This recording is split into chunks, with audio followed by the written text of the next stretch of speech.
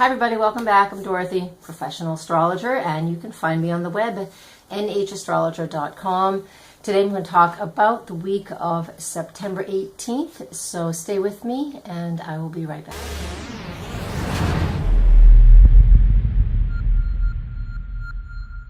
All right, so what do we have going on for the week of September 18th through the 24th? On September 18th, that's Monday, the moon is in Virgo. It is at its balsamic phase. That's the final phase before the new moon. When we have the moon that's balsamic, it's always about, it's that dark period. It's that period that we go within when we really want to be alone, by ourselves, motorcycle driving by. So we have that period of closure and surrendering and preparing for what it is that we want to do next, right? Before the new moon shows up, and that will be on the 19th and the 20th. I'll get to that in a second. But in this same day, on September 18th, the moon is also conjunct Mars, so that gives us a sense of, puts a little fire into it, even though Mars is in Virgo. It gives us this opportunity to really focus on what's going on in the head, right? We have so many things that we're just kind of itemizing and thinking we need to manage and control everything. That's the energy of Virgo, which is useful. Sometimes it's not. Right now, we want to be able to let these things go. So if you have to write it down and do some burning, you do that, kind of like a full moon ceremony. But that moon in Virgo conjunct Mars in Virgo, and I think it goes into, yeah, here we are. Yeah, it does. It makes a conjunction as well in the evening to Mercury. All of this tells me that we're really focusing on details that are stuck in the mind that we need to let go of. All right? Now, Mercury is just finishing a shadow phase of the retrograde, so it's a good thing. We're going to be able to see what works and what doesn't work with this balsamic phase. And since it is opposite, this moon at this point in time as well is opposite Neptune in Pisces, this is again about surrendering. So surrendering what? Surrendering thoughts, ideas, ways we think things should go. There's an opportunity to really get into a nice quiet phase, a quiet place for yourself to release and let go of things that are really driving you crazy.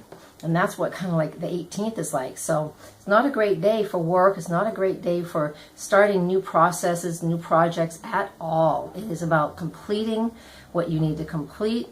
And if something isn't working, maybe finally letting go of something that really isn't working. This is the whole energy of what goes on the 18th. On the 19th of September, so that's Tuesday the 19th, the moon is still in that balsamic phase until all day, because the new moon on the 19th isn't until, let me have it here, 10:30 p.m. Pacific time. It's not until the 20th on the East Coast. So all day on September 19th, there's a lot going on. The moon makes a trine to Pluto, so this makes it easy for us to see and recognize what we're transforming and what we're changing in our lives with the things that we need to let go of.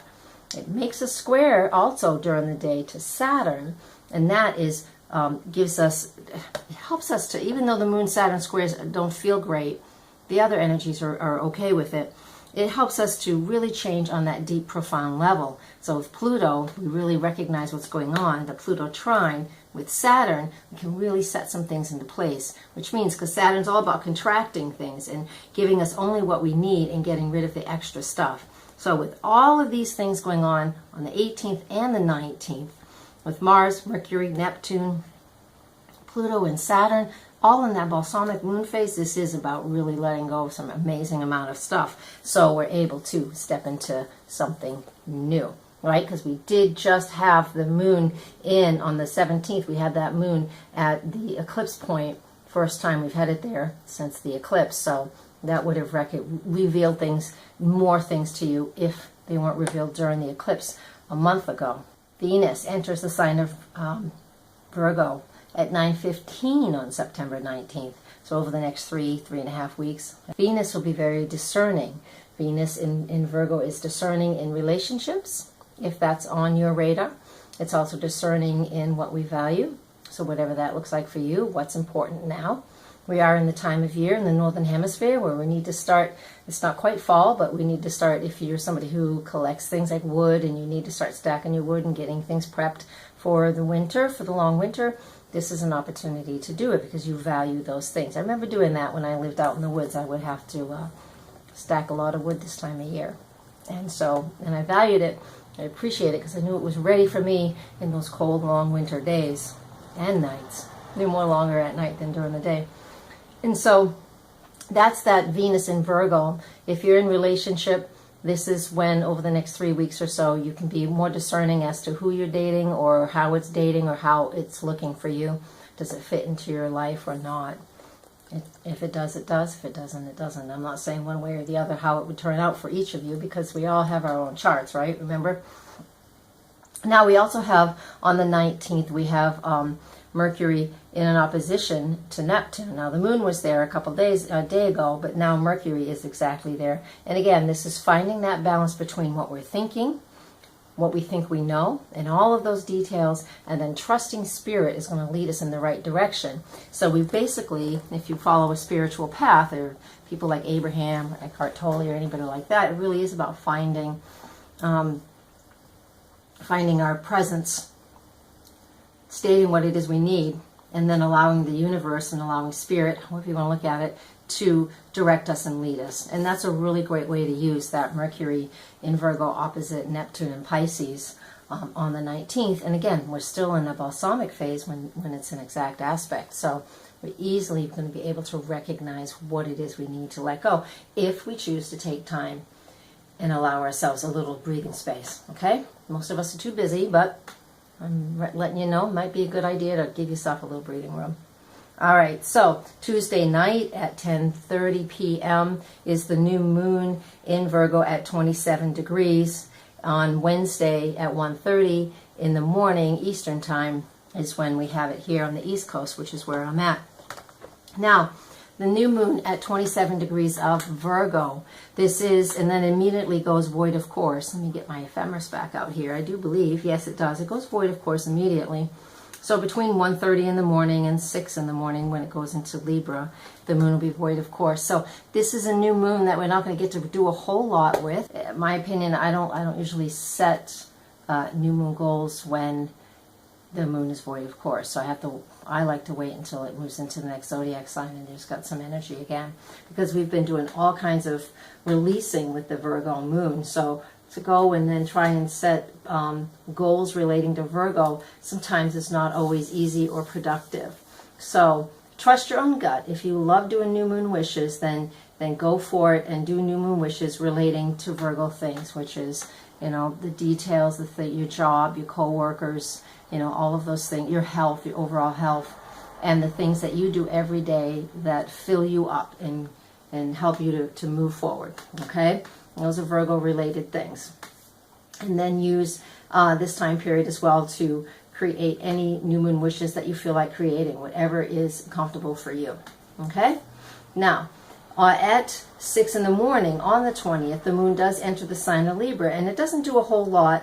Even on the 21st, moving on to the 21st on Thursday, the moon is in Libra, and that is all about focusing on those partnerships, those intimate partnerships that you have, whether they're love relationships or business partnerships, any such thing like that, legal things.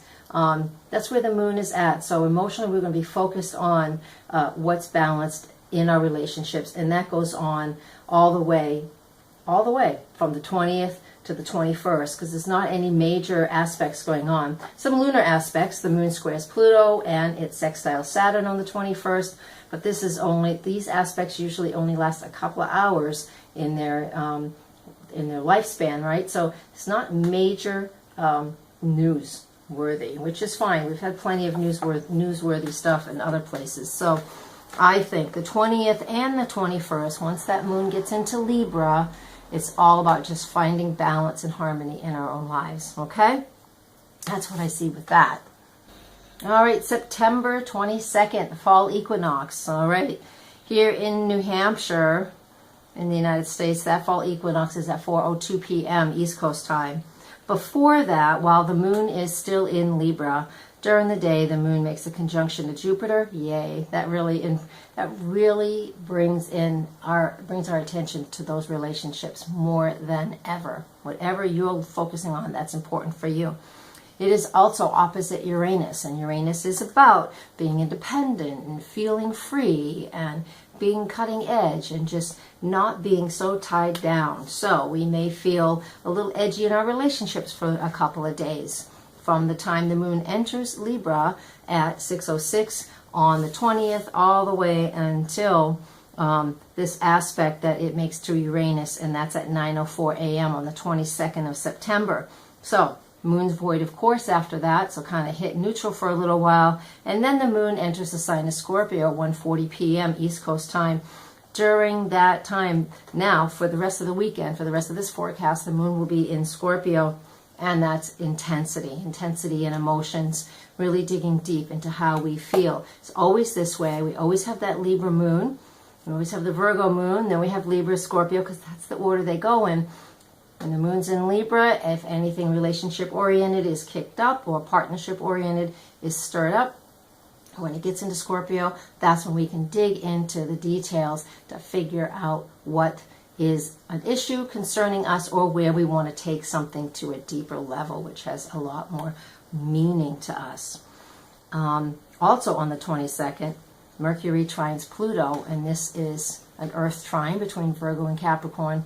This is where we can communicate things that we feel or we want to take to a deeper level. So we have these feelings, that's Scorpio and that's Pluto. So we have all of this going on that is creating the need to connect or to bond in relationships and partnerships, all right? Not all of them, doesn't have to be all of them though, remember? It could be one, the other, or all, right?